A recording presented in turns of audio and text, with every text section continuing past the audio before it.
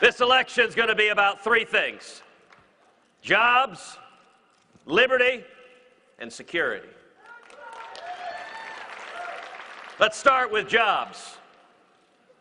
You know, it's easy to talk about making America great again. You can even print that on a baseball cap. But the question is, do you understand the principles that made America great in the first place? The heart of the economy is not Washington, D.C. It's not New York City. The heart of the economy are small businesses all over this country. You want to crush the economy, hammer small businesses like we've done the last 7 years. And you want to unchain the economy, lift the boot of the federal government off the backs of the necks of small businesses.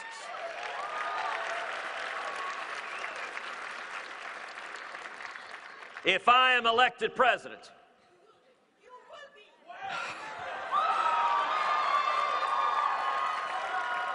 we will repeal every word of Obamacare.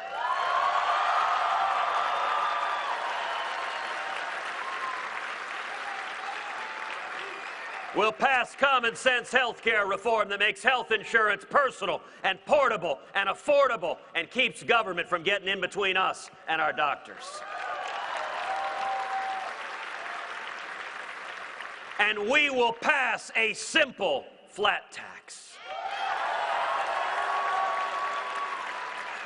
where every American can fill out our taxes on a postcard. And when we do that, we should abolish the IRS.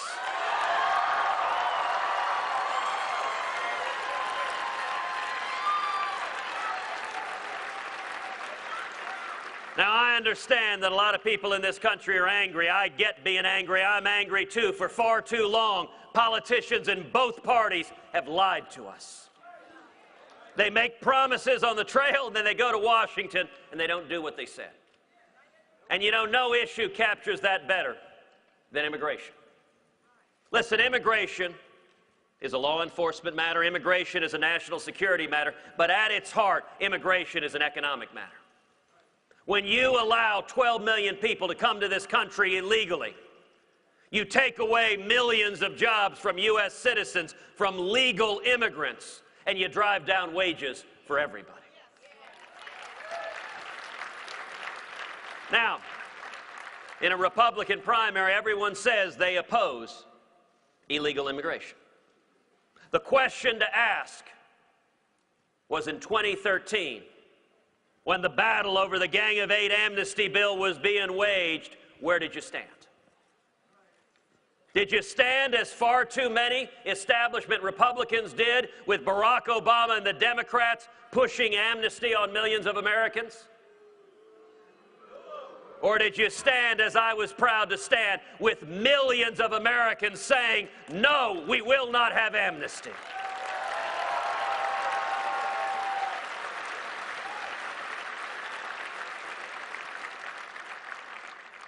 And you know, I'm told that Donald Trump talks a fair amount about immigration.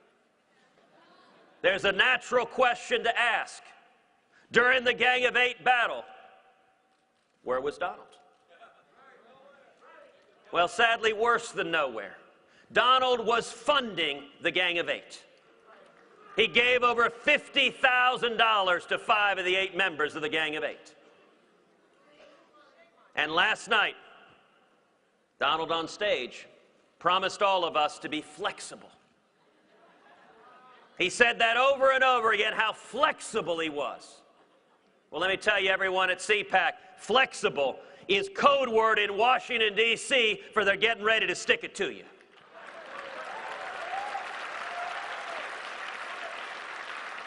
Have you noticed every time they're flexible in Washington, it benefits the giant corporations, it benefits Wall Street, it benefits the special interests, and the working men and women of this country get left in the cold.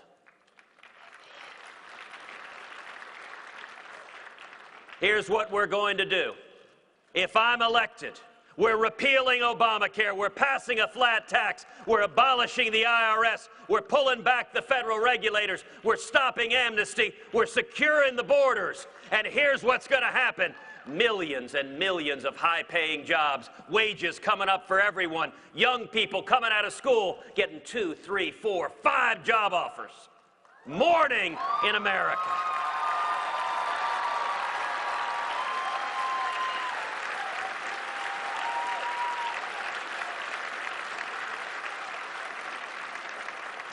The second critical issue in this election is freedom.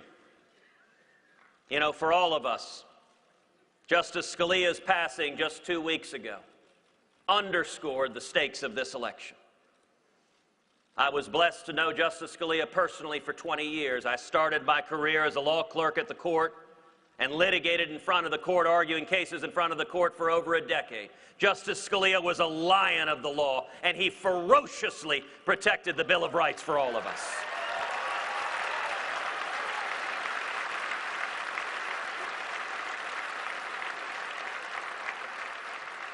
His passing underscores that this election is not about one branch of government, it's about two. We are one liberal justice away from the Supreme Court ruling that government can take our religious liberty away and force every one of us to violate our faith on penalty of prison or fine. We are one liberal justice away from the Supreme Court ordering 10 Commandments monuments torn down all over this country. We are one liberal justice away from the Supreme Court erasing the Second Amendment from the Bill of Rights.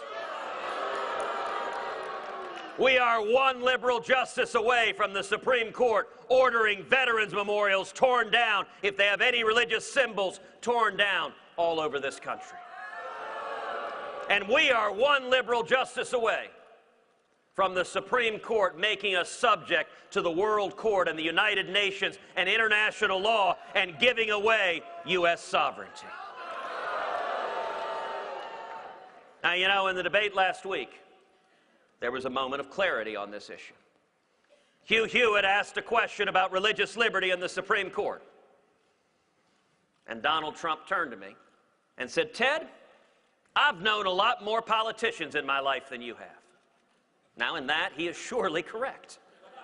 He has been supporting liberal Democratic politicians for 4 decades.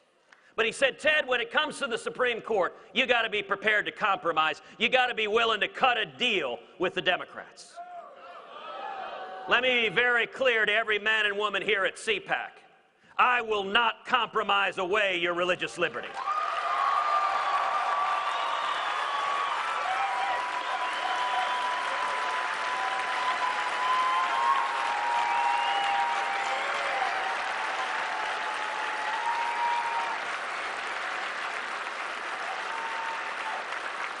And I will not compromise away your Second Amendment right to keep and bear arms.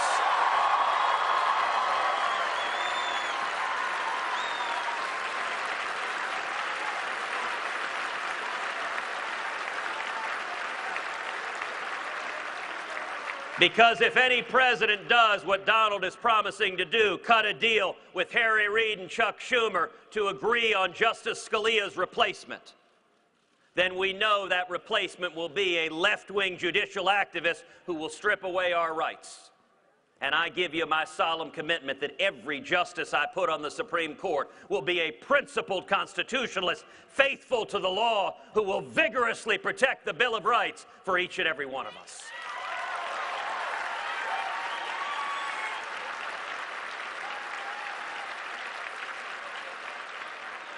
The third key issue this election is about is security. For 7 years, America has abandoned our friends and allies and has shown weakness and appeasement to our enemies. The world is much more dangerous because of it. Once again, in the debate last week, there was a moment of clarity in this choice.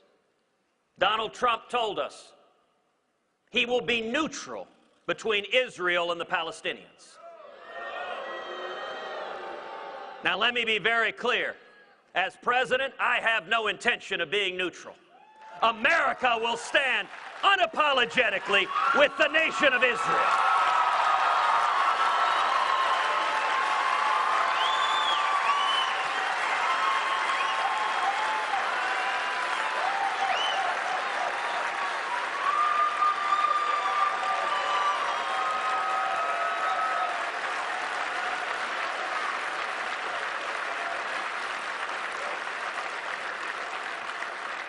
And if you cannot tell the difference between terrorists who walk into shopping malls with dynamite strapped around their chest to blow up women and children and the soldiers protecting innocents, if you buy into the media and the left wing's narrative of moral equivalency, then that draws into question the judgment any individual would have as commander-in-chief.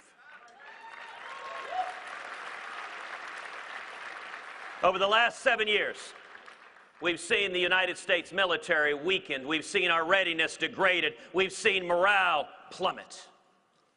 Now, America's seen this happen before. We've seen a left-wing Democratic president weaken the military as Jimmy Carter did. And in 1981, Ronald Reagan came into the White House. Now, what did Reagan do? He cut taxes, he passed regulatory reform, the economy took off, millions of small businesses grew, trillions of dollars of government revenue. He used that revenue to rebuild the military, and we bankrupted the Soviet Union and won the Cold War.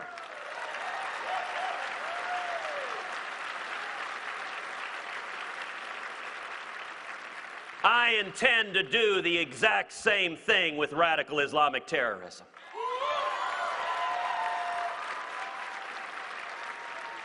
We are going to unleash incredible economic growth and rebuild the military so it remains the world's mightiest fighting force.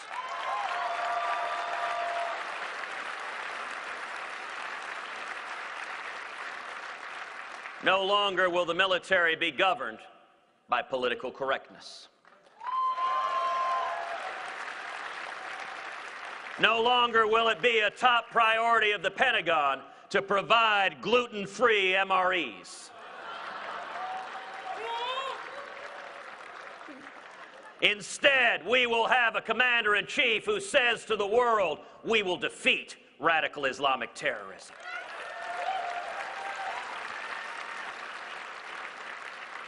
We'll have a president willing to utter the words, radical Islamic terrorism.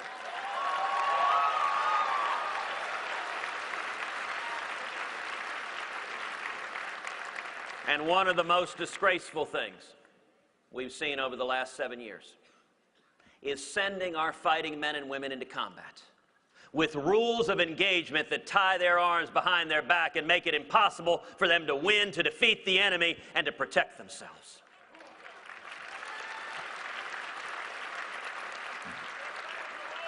That is wrong, it is immoral, and in January 2017, it will end.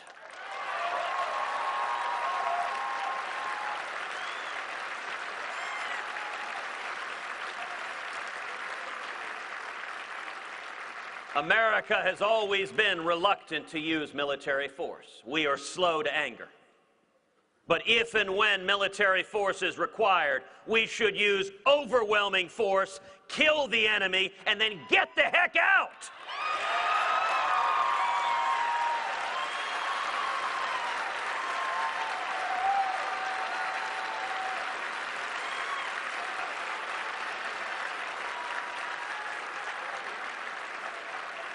And it is the men and women gathered here, the men and women of CPAC, it is the young people, it is the lovers of liberty, it is the lovers of the Constitution that will lead that fight.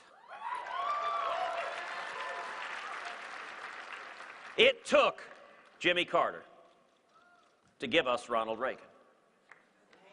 And I am convinced the most long-lasting legacy of Barack Obama is going to be a new generation of leaders in the Republican Party who stand and fight for liberty, who stand and fight for the Constitution, and who stand and fight for the Judeo-Christian values that built this great nation.